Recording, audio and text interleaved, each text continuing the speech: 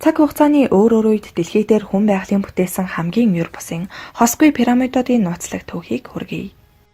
Кайлаш уул төвд. Энэтхэг төвдийн нутгийг дамнан сунаж тогтсон Кайлашийн нурууны ориглуудын нэгийг Кайлаш гэдэг. Гямлаа нурууттай хаяад ирлэн унших асар их энергийн урсгал агуулгаддаг Кайлаш уул нь дэлхийн хамгийн их дээдлэгдэн хүндлэгдсэн уул юм. Оргилд нь хүмүүний хүл тавиагүй учраас энэ уулыг ариун шүтэн гихэнч бий. Төвдийн өндөрлөг газраас баруун тийш Непалийн хилээс 200 км зайд оршдог. Далайн түвшнөөс дээш 22,000 фут буюу 6638 м дөрвөгдсөн пирамид хэлбэртэй энэхүү уул нь Хинду, Будда, Жайны шашинтнуудын хувьд ариун дагшин газарт тооцогддог бөгөөд уултай холбоотой олон домог ам дамжсан яриа байдаг. Кайлаш уулын оргил дээр бурхад ариун сүнснүүд залардаг хэмээн сургаалтан заадаг. Кайлаш уулын оргилд хүний оюун ухааны хүрд буюу чакрагийн төв байдаг гэж үздэг бөгөөд төвдүүд энэ уулыг Кан Римбучи гэдэг. Ялангуяа Хинду шашинд Кайлаш уулыг Девачин гэж үздэг. Домогт өгүүлснээр Кайлаш уулын дөрвөн тал нь болор бадмараг алт намгоос бүтсэн дэлхийг тэнгэртэй холбосон багна гэж дүрсэлсэн байдаг ба 6 уулын төвд орших энэ уулыг Бадамлынхаа цэцэгтэй зорилдог. Энэ домогт уулнаас 4 гол ихээ авч дэлхийн 4 хэсгийг ундаална гэжээ. Мөн Шамлын орны үүд хаалга байж болох тухай бомб Будда богд зонхуу 2 уулын оройд гарсан ч Шамлын орон хүлээж аваагүй тухай домог. Оросын эрдэмтэн Рейрхийг Шамлын орон хүлээж авсан. Хүслийг хангагч Чандан эрднийг их хааны гарт төрөхөд атгуулсан байж болох гэд маш их сонин домог яриад таамаг баримт судалгаа төвшүүлсэн байдаг. Оргилд нь өнөө хүртэл нэг ч хүн гарч байгаагүй гэх энэхүү уулыг тойрсон тайлагдшгүй олон нууц байдаг. Төвдийн бурхны шашны хувраг Меларепе 11-р зуунд Кайлаш уулыг улам өндөр эгц болгосон бөгөөд ингэснээр ууланд авирахаар гарсан уулчдын замыг хааж төөрүүлэх болсон гэсэн яриа бий. Үнэхээр ч өнөө хүртэл энэ уулын оргилд хүрсэн нэгэн хүн ч байхгүй. Оргилд нь гарахаар явсан хүмүүсийн дотроос нас орсон хүмүүс маш олон байдаг. Кайлаш уул нь Аз бөглүүд орших бөгөөд хамгийн ойрын хотоос явган явхад 2-7 хоног, машинаар аялахад 12 цаг зарцуулж очдог. Зөвхөн сүсгтэн мөргөлчд, адал явдалд дуртай уулчид, жуулчид, гэгэрхий хүссэн бясалгагч даянч нар л хүнд бэрх аяллыг үл оршин ариун уулыг зардаг. Цаг агаар нь хүүтэн ширүүн маш хувирамтгайг уул хасгаар олон хоног аялж хүрнэ. Их мөргөлчд аяллаа Балбын Катманду төвдийн алхаасаас эхэлдэг. Алдарт уулчин Рейнхолд Месснер нэгэн удаа Кайлаш уулын оргилд гарах эрхээр шагнасан боловч тэрээр энэ уулыг ариун хിവэр нь үлдээхээр шийджээ. Энэхүү уулыг зорихыг хүссэн адал явдалт дуртай аялагч нарт 4-9 сард аялвал илүү тохиромжтой гэж зөвлөдөг. Ариун дагшин энэ ууланд зочилсон хүмүүс ус хумсны ургалт нь итгэмээргүй түргэссэн хэмээн батлан хэлдэг. 14 хоногт ургадаг ус хумс тэнд өрдөл 12хан цагийн дотор ургадаг ажээ. Орой болж нарж харахад ууланд сүүдэр туссан байгаа нь яг л хас тэмдэг шиг харагддаг байна. Хинди шашинтнууд хас тэмдгийг үлзий буйныг бэлэгддэг хэмээн бэлгшээдэг. Мөн уулан дээр тогтсон цасан дээр заримдаа маанийн 6 үсгийн эхний өсөгч үзэгддэг гэх нь бий. Уулын эргэн тойрон цэвэр усны ундрахтай бөгөөд тэдгээрээс хамгийн гайхалтай нь 14950 футын өндөрт Кайлаш уулын бэлд байх Манасаравар болон Ракшастал хэмээх 2 нуур юм. Манасаравар нуур яг л нар шиг хэлбэртэй бол Ракшастал нуур хавирган сар шиг хэлбэртэй харагддаг. Төвдүүд Манасараварыг бурхны нуур, Ракшасталыг чөтгөрийн нуур хэмээн өөрөөр нэрлэдэг. Манасаравар нь цэнгэг уст нуур бол Ракшастал нь давст нуур юм. Цэнгэг устай Манасаравар нуурын усанд орсон хүн ариусдаг гэж үздэг ажээ. Эрдэмтэн Молдошевор ахлуулсан баг энэ ууланд очиж судалгаа шинжилгээний ажил хийсэн бөгөөд дэлхий гаргийг сөрүүлсэн 5 галавын үйлдэнд ариун Кайлаш өртөөгүй хэмээсэн нь бий. Орос Америкийн судлаачдын явуулсан хэд хэдэн ч судалгаагаар Кайлаш уулыг манай дэлхийн төв хэмээн үзсэн байдаг. Дэлхийд алдартай Стоунхенжийн чулуун хөшөө эндээс 6666 км зайд оршдог бол хойд туул эндээс мөн л 6666 км-ийн зайд харин өмнөд туул 13332 км-ийн зайд оршдог байна. Үүгээр ч зогсохгүй дэлхийн мод буюу сансрын тэнхлэг хэмээн үзсэн байдаг. Оросын судлаачид Кайлаш уулыг байгалийн бүтээл гэхэд дэндүү төгс, нарийн судлал тун тэгш хэмтэй байгааг тогтоожээ. Уулын оргил цогчин дугуйтай тун төстэй бөгөөд талууд нь перпендикуляр байгаа нь яг л пирамид шиг харагддаг. Оросын эрдэмтдийн таамагласнаар энэ нь хүний гараар бүтээсэн пирамид хэмээн үзжээ. Хэрв энэ тодорхойлолт үнэн бол эртний соёл иргэншлийн түүхийг дахин бичих ёстой хэмээсэн байна. Энэ бол өнөөдрийн байдлаар дэлхийн хамгийн том пирамид гэгдэх болжээ. Кайла шуул яг л пуужин шиг дөрвөн тийшээ харсан байлалтай. Эртний Ведийн сударт бичснээр бол Кайла шуул нь Деважинд хүрэх хаалга ажээ.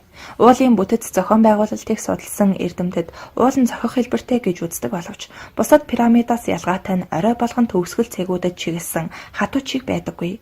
Олон зуун жижиг пирамидуудын цогцлбор төв юм гэжээ. Олон мянган зууны туршид орчлон ертөнцийн тэнхилгийг дамжин өнгөрдөг манай дэлхийн системийн төвийг энэ уулаар авч үздэг.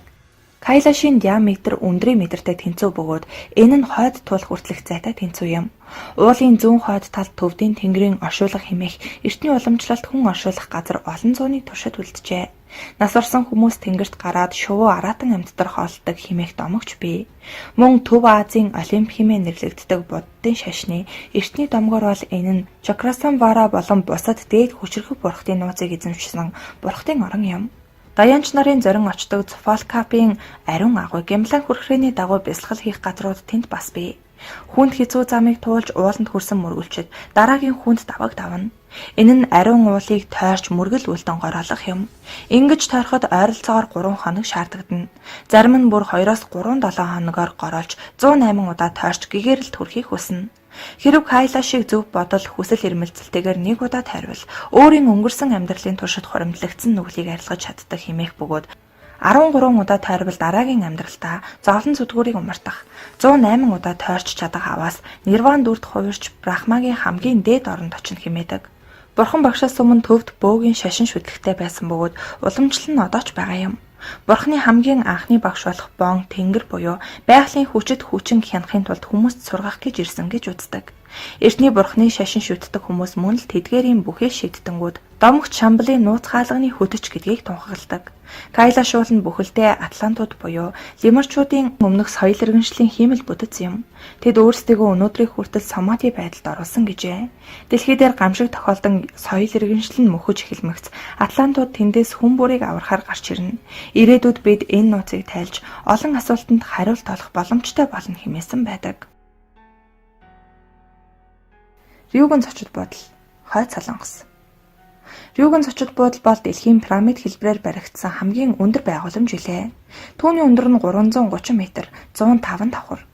Хойд Солонгост байдаг энэхүү зочид буудлын барилгын ажлыг анх 1987 онд эхэлсэн боловч өнөөдрийг хүртэл албан ёсоор ашиглалтанд оруулаагүй, ганц зочин хүлээж аваагүй байгаа юм. Коммунист Хойд Солонгос улс барилгыг 1988 оны 100 Олимпийн тоглолтыг зохион байгуулж эдийн засаг нь хэрхэн хурдацтай хөгжиж байгааг дэлхийн нийтэд харуулж чадсан Өмнөд Солонгост чөтөөрхсөндөө барих болсон гэдэг. Бэхнианы төвд байрлах энэ зочид буудлыг одоогийн удирдагч Ким Жон Уны өвөө Ким Ир Сэний санаачлагаар барьж эхэлсэн дүүхтэй. Энэхүү Хойд Солонгосын архитектор инженеруудын бүтээсэн барилга ийхүү сөндөрлөж эхэлжээ. Тухайн үед Хойд Солонгосынхан тус зочид буудлынхаа зургийг бахархал болгон шуудангийн маркан дээр гаргаж хэвлэл мэдээлэлээр албан ёсоор сурталчилж байжээ. Ким Ир Сэн уг барилгыг хараад байгуулсан улсынхаа төлөө мөрөөдөж байсан. Мөрөөдлийнх нь бэлэгдэл болно хэмээн үзэж байсан боловч 1992 онд уг барилгын ажлыг зогсоосон байна. Учир нь гол туслагч зөвлөлт холбоот улс задран унснаар тус барилгад орж байсан санхүүжилт үгүй болсон байна. Төлөвлөгөө ёсоор зочид буудлыг 1989 онд ашиглалтанд оруулах ёстой байсан бөгөөд ингэсэн тохиолдолд дэлхийн хамгийн өндөр зочид буудал болж 2 дахь дэлхийн хамгийн өндөр барилга болох байжээ. Умар Солонгосын эдийн засаг 1990-ад оноос гүн хямралд орохын хэрээр энэхүү зочид буудлын барилга чөтгөртэй зочид буудал, хий үзэгдлийн зочид буудал гэсэн хочтой болж тус улсын доройтлын бэлэгдэл болсон гэдэг. Мөн зочид буудал хийцийн хувьд бат бэх баригдсан гэж байхад нөгөө хэсэг нь нурж унахад ойрхон байгаа хэмээн үзэж байв. Ингээд 2000 оны ихэр барилгын ажлыг үргэлжлүүлж 2012 онд их удирдагч Ким Ир Сэний 100 жилийн ойг тохиолдолон нээхээр төлөвлөсөн боловч дахиад ямар нэгэн шалтгаанаар хойшлогджээ. 2016 оны 12 дугаар сард Пхеньяны хотын иргэд барилгын зарим цонхнуудын гэрэл олон жилийн дараа ассан тухай ярих болсон нь нээлт удахгүй болох байх гэсэн таамаг төрүүлсэн бөгөөд барилгын гадна бүгд найрамдах ардчилсан Солонгос ард улсын хийсэн цөмийн пуужингийн туршилтын тухай суртал ухуулга бүхий самбар үлгэж 2 явган хүний зам барьсан байна. Энэхүү зочид буудлыг барихад ойролцоогоор 620 сая орчим $. Зарцуулжээ. Өмнөд Солонгосын хэвлэл мэдээлэл дурддагцснаас үзвэл Рюгэн зочид буудлын барилгыг барьж дуусгад $2 тэрбум зардал гарах тооцоо гарсан байдаг. Энэ нь Хойд Солонгосын жилийн дотоодын нийт бүтээгдэхүүний 10% тэнцэх үзүүлэлт юм. Хойд Солонгосын хий үзэгдлийн химээгддэг зочид буудлыг Esquire сэтгүүл нэгэнтээ хүн төрөлхтний түүхэнд хамгийн муу барилга хэмээн цоллож байжээ. Сөүлийн Yonsei их сургуулийн архитектурын профессор Ли Санжун дизайн муутай барилга, бага зэргийн бэлэгдлийн монументал шинж чанартай мөртлөө бүдүүлэг, нүсэр хийцтэй хэмээн ярьсан бол Америкийн нэгдсэн улсын Калифорни мужийн техникийн их сургуулийн архитектурын тэнхимээ эрхлэгч Бруно Гиберти энэ барилга өнөө үед хотууд хэрхэн хөрөнгөтэй болж буйгаа харуулахын тулд орчиндөө үл нийцсэн барилга байгууламжууд барих болсонтой нэг адил зүйл юм хэмээн ярьжээ. Дэлхийн хамгийн хаалттай ядуу зүдүү орнуудын нэг болсон тус улсын нийслэлд өнөө хэр нь ямар нэг зориулалтаар ашиглаж байгаагүй Рюген зочид буудлын барилга 16 жил нам гүм дүнсийсний эцэст 2008 онд дахин баригдаж эхэлжээ. Бехнан хот дахь их сурвалжийн мэдээлснээр Египтийн Орскам групп тус хотын 330 м өндөр 3 талт пирамид хэлбэр бүхий зочид буудлын барилгын дээд давхруудыг шинжилэн засварлаж эхэлсэн байна. Тус компанийн бетонын ханад нь шилэн хавтан суулгаж, холбооны антин зоосон хэдий ч Хойд Солонгосын албаныхан иргэдтэй гар утас барихыг хоригдсаар байжээ. Орском группийн охин компани Орском Телеком энэ төсөлд оролцож байгаа ч тодорхой мэдээлэл өгөөгүй юм. Тус зочид буудал 75 хэмээн алуу үүсгэн орших 3 чигүүрээс тогтдог. 3,000 өрөөнөөс бүрдэх зочид буудлын орой дээр нь хятадх кран олон жилийн турш ашиглагдаагүй бөгөөд жуулчдыг шиш оруулдаггүй байв. Барилгын ажил 10 жилийн турш үргэлжилсэн бөгөөд харин энэ засал чимэглэлийн ажил 2009 оноос хийгдсээр үдийг хүрчээ. Энэхүү барилга нь манай дэлхийн 6 дахь хамгийн өндөр зочид буудал болж байгаа юм. Уг буудал нь Хойд Солонгостой анхны олон улсын стандартад нийцсэн зочид буудал болох аж. Тус зочид буудал олон улсын Кемпински зочид буудалтай удирдлагын хувьд хамтран ажиллаж байгаа бөгөөд зочид буудалд дэлгүүрүүд, өндөр зэрэглэлийн зоогийн газар, офисууд байрлах бөгөөд зочин хүлээн авах 150 люкс зэрэглэлийн 3,000 энгийн өрөөтэй байх юм. Түүнчлэн дотроо казино, шөнийн клуб зэргийг багтаах төлөвлөгөөтэй байжээ. Харин Хойд Солонгосын зарим эрх баригчид уг зочид буудлын хит чамин тансаг, гяль цал байдалд дурамчхан байгаа ажээ. Хеопсын буюу Хуфугийн пирамид. Дэлхийн уран барилгын хамгийн эртний томоохон дурсгал болох Египтийн пирамидуудыг хуучин болон дундад хаат улсын хаадын бунхны зориулалтаар барьжээ. Эдгээрээс хамгийн сүрлэг нь Кайроос өмнөд зүгт Хуфу, Хафа, Менкаура фараон нарт зориулан босгосон Гизагийн сүрлэг пирамидууд юм. 3 пирамидаас хамгийн том нь болох Хеопсын буюу Хуфугийн пирамид авууга хэмээх алдрыг хүртжээ. Гизагийн агуу пирамид гэгддэг Хуфугийн пирамид нь одоогийн Египт улсын нийслэл Каир хотын ойролцоох Гизад орших түүхийн дурсгалт хаадын оршуулгын цогцлбор пирамидуудын хамгийн эртнийх нь бөгөөд эртний дэлхийн 7 гайхамшигаас үлдэж хоцорсон цорын ганц бүтээл юм. Энэхүү байгууламжийг Египтийн 4 дахь хаант улсын фараон Хуфугийн шарилыг хадгалах булш гэж үздэг бөгөөд 20 жилийн турш барьж манай эртний өмнөх 2560 онд дуусгасан гэж таамагладаг. Фараон хэмээх хаадынхаа бунхныг эртний египтчууд яагаад заавал пирамид хэлбэртэй барих болсон нь учир битүүлэг байдаг. Магадгүй эртний египтчууд нарны бурхныг шүтдэг байсантай холбоотой нарны цацрагийн бэлэгдэл байж болох юм. Аль эсвэл өөд болсон хаан шатмид хэлбэртэй байдаг пирамидаар дамжин дээд тэнгэр залрах утгыг агуулдаг байж болох юм. Эсвэл Египт улс байгуулагдсан тухайн нэгэн домогт гардаг анхны довоодыг дүрсэлсэн гэж үзэх нь ч бий. Ямар ч тач фараоны чулуун ас байрлуулах өчүүхэн тасалгааны төлөө 15 тонн хүртэл жин татах хэдэн сая аврах том чулуугаар асар их хүч заран байж 146 м хүртэл өндөртэй үлэмж байгууламжууд босгосноос үзэхэд пирамид хэлбэр үнэхээр чухал утга учиртай байсан нь мэдээж. Уг пирамид баригдаж дууссан цагаас хойш 3800 жилийн турш хүний гараар бүтээгдсэн хамгийн өндөр байгууламж байсан юм. Энэ пирамидын чулуу бүрт түүх эд шид шингэсэн ажээ. Түүний эцэс төгсгөлгүй хонгол, өрөө, бунхнууд судлаачид одоо болтол хариуг нь олж чадаагүй олон таврыг хадгалдаг. Ялангуяа фараоны амгалан тайвныг алдагдуулах гэсэн хүн амнасаа алддаг гэсэн домог мэт яриа байдаг.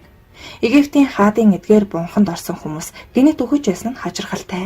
Энэ нь фараоны хараалч биш, эртнэс баялагийг хамгаалах зорилгоор хийсэн янз бүрийн занг гэж үзэх нь бий. Хуфу пирамид нь Гизагийн цогцлборын үндсэн байгууламж бөгөөд уг цогцлборт Хуфу пирамидаас гадна гашуудлын хос сүм оршдог. Тэрний нэг нь Хуфугийн хажууд нөгөө нийлийн иргэн ойролцоо байдаг. Мөн Хуфу фараоны эхнэрүүдэд зориулсан дагуул маягийн 3 жижиг пирамид сурвалжит тугсаатнуудын шарилыг хадгалах мастаба хэлбэрийн булшнууд тэдгэрийг холбосон замууд ордог. Жижиг 3 пирамидын нэгэнд нь фараон Хуфугийн их хатан Хетепресийн шарил, нөгөөд нь хатан бөгөөд төрсэн эгч Стенфорогийн шарил, сүүлийнх нь фараоны эхийн шарил хадгалагдж байдаг болохыг 1925 онд нээсэн байна. Тус цогцлборт Гизагийн ажилчдын суурин байдаг байсан ба нийтийн оршуулгын газар, талах барих газар, шар айраг эсгэх газар, зис хайлуулах цогцлборууд байдаг байжээ. Мөн нийл мөрний ойролцоо хааны шарлыг хүлээн авах сүм Эмс хаттад зориулсан жижиг пирамид болон үлдсэн пирамидаас бүрддэг байв. Хуфугийн пирамидын дотор шарил агуулах гол тасалгаанаас гадна тусгайлан барьсан өөр олон танхим хонгол замууд байдаг хэдий ч тэдгээрийн чухам зориулалт тодорхойгүй байдаг байна. Гэхдээ уг цогцлборын нийт байгууламжийг одоо хүртэл бүрэн нээж судалж хамжаагүй байгаа юм. Агуу пирамидаас баруун өмнө зүгт хэдхэн зуун метр зайд түүнээс арай намхан Хафра фараоны пирамид байдаг. Хафра фараон Хуфуг залхамжлагчдын нэг бөгөөд түүний үед Сфинксийг байгуулсан гэх үзэл түгээмэл байдаг.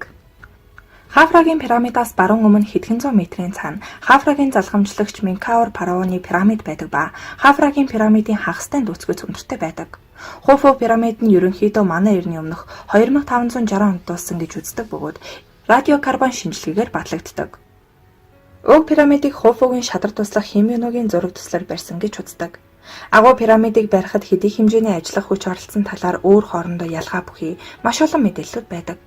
Манай эртний өмнөх 5 дугаар зуунд амьдарч байсан эртний Грекийн төгсч Геродот пирамид барих 20 жилийн хугацаанд 3 сар тутамд солигдох 100 мянган боол шаардагдсан гэж тэмдэглэсэн байдаг. Египтийн пирамидыг боолчуудаар бариулсан гэж ихэнх түүхийн шаштрт бичсэн байдаг. Ялангуяа Гизад барилах пирамидыг боолчууд бариагүй. Пирамидыг барьсан ажилчид өндөр мэдлэг бүхий хүмүүс байсан гэж үздэг. Археологч Ричард Редийн ертөнцийн энэхүү гайхамшигыг хүлсний чөлөөт ажилчид барьсан хэмээн баталжээ. Чөлөөт ажилчид тэрч бүхэл өөрсдийн гэсэн мэргэжлийн холбоотой байсан гэжээ. Гэтэл урдын адил олон асуултууд урган гарч ирсэн байна. Тухайлбал пирамидыг барихад архитекторууд яаж ийм нарийн хэмжээ зураг гаргасан байж болох вэ? Яагаад томоохон хаалга камер хэрэг болов? Хамгийн гол нь энэ бүх асуулт Гизад хэн 3 пирамид босгов? Яагаад гэсэн 3 асуулт дотор эргэлдэж байв?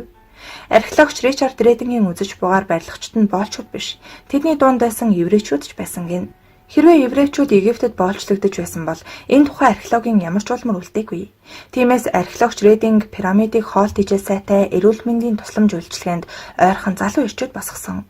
Яагаад гэвэл тэд нийгмийн сайн сайхны төлөө ажил эрхэлж байсан гэжээ. Барилгачид орчин үеийн мэргэжлийн холбоот шиг баригад артель болон нэгдэж ажилладаг байв. Төрийн түвшиндүүд мужийн тэргүүн буюу номуудад хандаж хичнээн барилгачин хэрэгтэй болохоо захиална. Ном бүр өөрсдийн гэсэн баригаадаа гаргадаг байв. Олон тооны ажилчин зохион байгуулалтанд ороход төсвөөс ч их мөнгө гардаг байсан нь ойлгомжтой. Эртний египтчууд хяналт шалгалтыг маш сайн хийдэг байсан. Тиймээс хичнээн талах хэрэгэлсэн тухай баримт бүхий бичиг цаас хадгалагдсан үлджээ. Тэрээр орчин үеийн тооцооллоор биеийн хүчний ажил эрхэлж буй хүмүүс хэдий хэмжээний уураг илчлэг авч байсныг тооцож үзжээ. Ингээд үзтэл ажилчид хоногт 67 грамм уураг хэрэглэж байсан нь 2 ширхэг бяцлагтай гамбургерээс арай илүү юм. Тэд 7 хоногт дунджаар 2.7 кг мах хэрэглэж байсан гэдэг. Ялангуяа нийл мөрнөөс барьсан загаснаас уургийнхаа ихэнх их усрыг авч байжээ. Үүнээс гадна 10,000 ажилчин 10 хоног тутамд 105 өхөр 368 хон ямаа иддэг байсан гэдэг. Тэдний энэ хэрэгцээг хангахын тулд 22,000 бод, 55,000 бог тусгайлан үржүүлж байжээ. Ажилчид бяцхан суурин мэт лагеруудад аж төрдөг байсан бөгөөд хоол хүнсийг нь төв галтгоонд бэлтгэдэг байв. Түүний үзэж буйгаар Египтийн нийгэм анхнаасаа шатлсан тогтолцоотой байсан.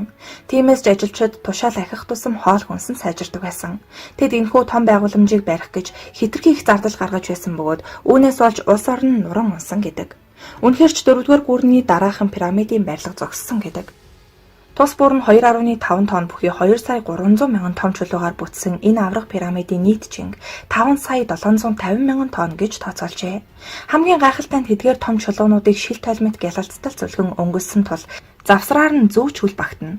Түүнийг босгоход ямар нэг шавар шохой наалдамхай зүйл оруулаагүй сонирхолтой. Түүнийг барьсан инженерийн тооцоог өнөө үед ч гайхсаар. Барилгачид пирамидуудыг маш наривчлалтайгаар барьсан тул Хуфугийн пирамидын суурийн чулуунуудын өндрийн зөрүү 2.1 см-ийн дотор л хэлбэлцдэг.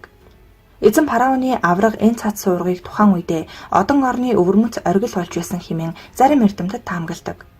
Польшийн архитекторч Кочинский 2.5 тонн чулуун шоонуудыг тээвэрлэх байгууллагад дор хаяж 30 хүн шаардлагатай гэж утсан бөгөөд үүн дээрээ тулгуурлан 400 мянган ажилчин байрлан ажиллаж, байнгын бус 80 мянган хүн нэмж ажиллаж байж пирамидыг барьсан хэмээн тооцоолжээ. 19-р зууны үед амьдарч байсан Египт судлаач Вильям Флиндерс Перти эртний Египтийн хөдөөгийн хүн ам болон боолууд нийл мөрний дагуу газар тариалан эрхэлж, хүнсээр хангаж байсан тул уг байгууламжид ажиллаж байгаагүй гэж таамаглалт дэвшүүлжээ.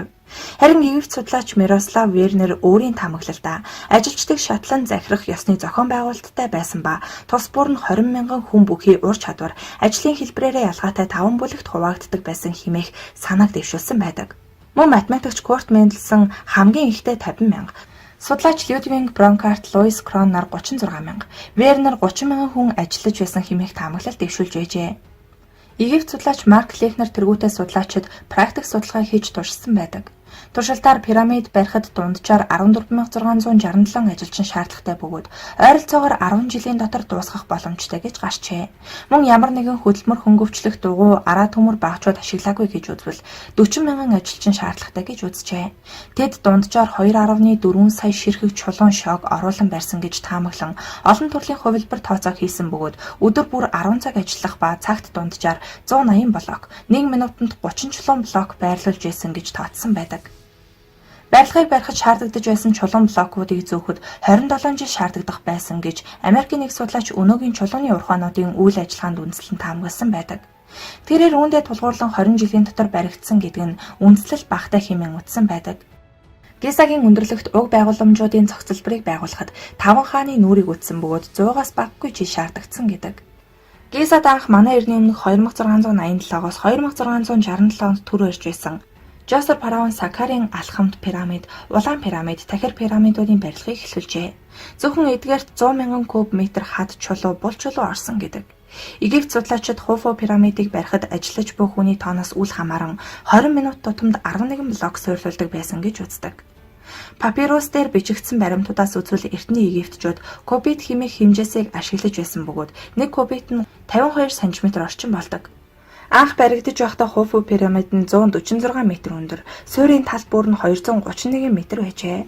Харин өнөөдөр пирамид илэгдэж 138.8 м өндөр, тал бүр нь 230.4 м болсон байна. Түүнийг бүтэн тойрог гэвэл 1 км орчим газар явна. 1301 онд болсон газар хөдлөлтөөр гадна талын чулуунууд маш их суларч хүндэрэн унсан байсны зарим хэсгийг 1356 онд Бахри Султан Каир хот руу зөөлгүүлэн усан бомбт болон сүм барихад ашигласан байна. Мөн нэлээд их хэмжээний хэсгийг нь малталт хийж байсан судлаачид уг бүсээс зайлуулсан түүхтэй. Хэдий тийм боловч өнөө хүртэл Хуфу пирамидын ойролцоо олон тооны ижил хэмжээ бүхий унаг чулуунууд байсаар байдаг. 1882 онд хэвлэгдсэн алдарт Египт судлаач Вильям Флиндерс Петригийн Гизагийн сүмүүд ба пирамидууд номонд өөрийн судалгааны ажлын талаар, пирамидуудын талаар маш их нарийн өгүүлсэн байдаг. Хуфу пирамидын дотоод засал чимэглэл нь Гизагийн бус пирамидуудаас нэлээд ялгаатай байдаг. Өрөө танхимын тоогоор хамгийн олон бөгөөд маш нарийн нягтны бай хийсэн байдаг. Ерөнхийдөө дотоод засал чимэглэлүүд нь Хуфу фараоны 17 жилийн засаглал, түүний анд нөхөд шадруудын талаар өгүүлсэн байдаг. Одоогоор пирамидын дотор мэдэгдээд байгаа 3 өрөө байгаа бөгөөд тэдгээр нь пирамидын бусад хинхлэгийн дагуу байрласан байдаг. Газар доорх өрөө, фараоны өрөө, хатны өрөө гэсэн 3 өрөө, агааржуулах хонглоод болон хааны өрөөнд хүргэх их хонгол алдаад байна. Эртний Египтүүд пирамидад ашиглах хадан блокуудаа Этиопийн уулархаг бүсийн хаан ихтэй орших хадан уулнаас авч нийл мөрнөөс зөөж Гизад авчирсан бөгөөд түүгээрээ пирамидуудыг барьсан бөгөөд чулууг тэгшхэн гаргаж авахдаа энгийн арга ашиглаж байжээ. Тухайлбал эхлээд хадаа сайтар хэмжин тэмдэглээд тодорхой цагуудад хадаа нөхлөн модон гатас шаагаад өдөр бүр усалдаг байжээ. Ингэхлээр мод аажмаар тэлээд хат тооцоосны дагуу цуурдаг байж. Ингэмэх зас жанслаад нийлийн урсгалын дагуу салаар зөөж Гизагийн ойролцоо авчираад пирамидын барилгын ажилд хэрэгэлдэг байжээ. Пирамид өндөрсгийн хэрээр түүний нэг талыг налуулан илүү таршилт бүхий элсэн налуу ухаа үүсгэж түүгээрээ чулуунуудаа гулдран дээш нь гаргадаг байжээ. Баригдаж дуусмагц элсэн ханаа нурааж тэгшилдэг байсан гэдэг.